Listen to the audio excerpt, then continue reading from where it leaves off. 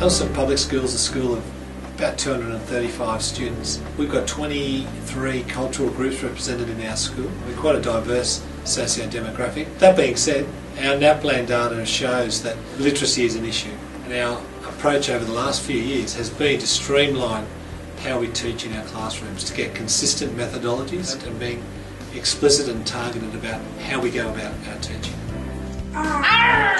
Chest of treasure! We licked their belts and laughed as their pants fell down! Literacy is an important part of our overall strategic plan, and it's been a big part of our goal setting in the future for the years to come. We try and take on a K-6 approach, so the skills and the strategies that we're implementing in K-2 are always as foundational skills that we try and then build on and improve on for years 3 to 6. We make sure that we have a lot of communication between the different teachers at the school so that we are having that flow on and that consistent teacher judgment. We also make a conscious effort to ensure that literacy is involved in every single KLA. If we are focusing on a specific comprehension or reading strategy, we try and make sure it's embedded in our science, in our mathematics and all of our subjects. This transformation and the water, what is the water bringing to Lake Air? Life. It's bringing life. So part of summarising the focus on reading strategy that we're looking at the moment, you need to be taking down these. The key benefit of using focus on reading is that it gives the students a set of tools that they can use when comprehending. I believe my role as a literacy teacher is to ensure that I provide opportunities for my children to develop the skills needed to be critical thinkers and to be able to read a text, question what the author's message is, what the author's perspective is, and also take from the text the key messages that are involved in that. So we poured the water on this. It went darker. Good boy. Wait, what was that word that we used? Evaporate. Good boy, Rupert. I feel like my main role is moving away from being a teacher that conducts teacher-directed lessons and more being a facilitator of learning. So I like to encourage that my students have conversations with one another. I have all of my students tracked as to where they are on the literacy continuums, and then I team that with the focus on reading strategies so that I can systematically assess each of those clusters and move the students up. I'm also very clear and explicit with the students on where they are in the literacy continuum and where they need to progress to.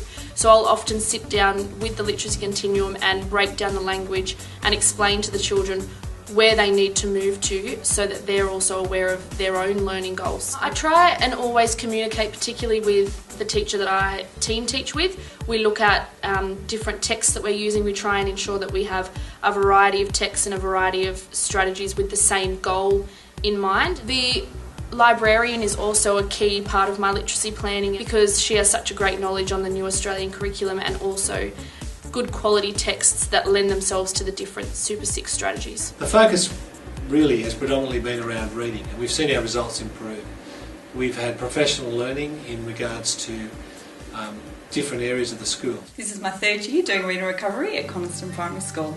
I love having the time to work with children individually and to really help them at their needs. Good. Put them back down. Reading recovery is a series of individually designed, intensive lessons that occur daily, 30 minutes every day, one-on-one with the child, where we make small steps each day building upon what the children know with their reading. We teach the children to use different strategies, such as looking at the initial letter, breaking words apart, using meaning and structure. In a normal reading recovery lesson, the first step would be to read familiar books. We read 2 familiar books where the children get to practice good reading. Good hit, Billy, said Jack and Dad. Nice reading. The second part of our lesson is a running record on a book that we did yesterday. From that we pick the most powerful teaching points from the book, just 1 or 2, to really help the children improve their reading. Little chimp. How did you know it said little? Because it had the L, and then I knew that was little because that doesn't have a L, it has a T. Good boy. We do letter identification and word breaking up on the whiteboard, where we teach the children to identify the letters quickly and how to break words apart. Look, and then we can put the ending on. Looked. Look. Looked. Looked.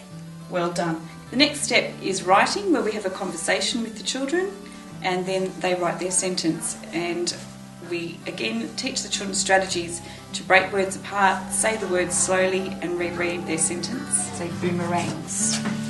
Keep going. Remember your spaces. The next step is the cut-up sentence, where the teacher has written the child's sentence on a cut-up strip of paper and we cut it up and the children reconstruct it. And that's getting them to, again, use their strategies of rereading and using meaning and really looking at those words.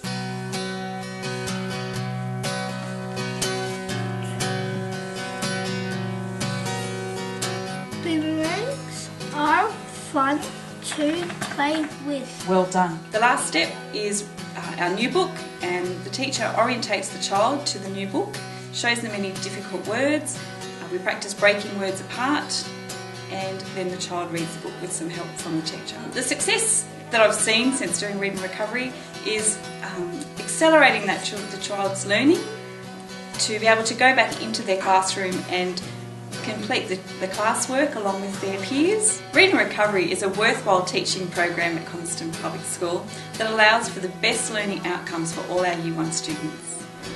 We've been able to utilise the National Partnership Literacy and Numeracy money to target in on curriculum assessment, evaluation in the classroom, professional learning at the point of need. At Coniston, we use a whole school approach where we begin with Best Start assessment for the children as they begin kindergarten. That allows the teachers to have a look at what the children come to school with, what they already know. Very good. Christina, what does 9 plus 1 equal? And what's 10 plus 5? That's 15. 15. Think of 10 in your head and count on 5. 10, 11, 12, 13, 14, 15. We move into the 10 program, which operates K-2, targeting early numeracy. And then we also plan using TOWN across 3 to 6. And we plot the children on the continuum the whole way through. TOWN stands for Taking Off with Numeracy. And it's a methodology that we use across the 3 to 6. It looks at doing lots of hands-on activities with the students. 3 is 8. 8 times 12 is 5, and 5 12 is 16. 9 To make it fun instead of writing it down in our books. We also include maths drills, counting, as well as learning to problem solve, so it covers all aspects of the new curriculum. We have differentiated groups, and we're teaching to the children's level, and they get a lot of hands-on experience with concepts. The children are able to articulate and explain what they're thinking as they're doing the methods. You take 3 cards off a deck of cards and divide it by the number that it says to divide it by on the board there. If you get it right, you stay in the same spot, but if you get it wrong, you go back from where you started. It also allows us to assess the children in small groups using observation and getting the children to again explain what they're reasoning and why they're actually doing one of the tasks. Technology is used to enhance our student learning. We have a mathematics program that all the children use, and they also use it at home.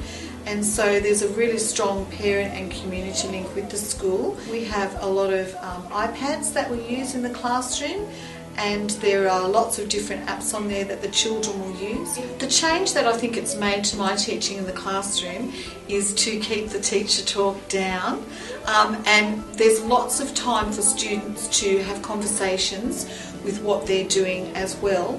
as well as the students actually explaining to the teacher what they're doing in the activity. So it's not as so much teacher directed as it's student driven. 260, 324, 432.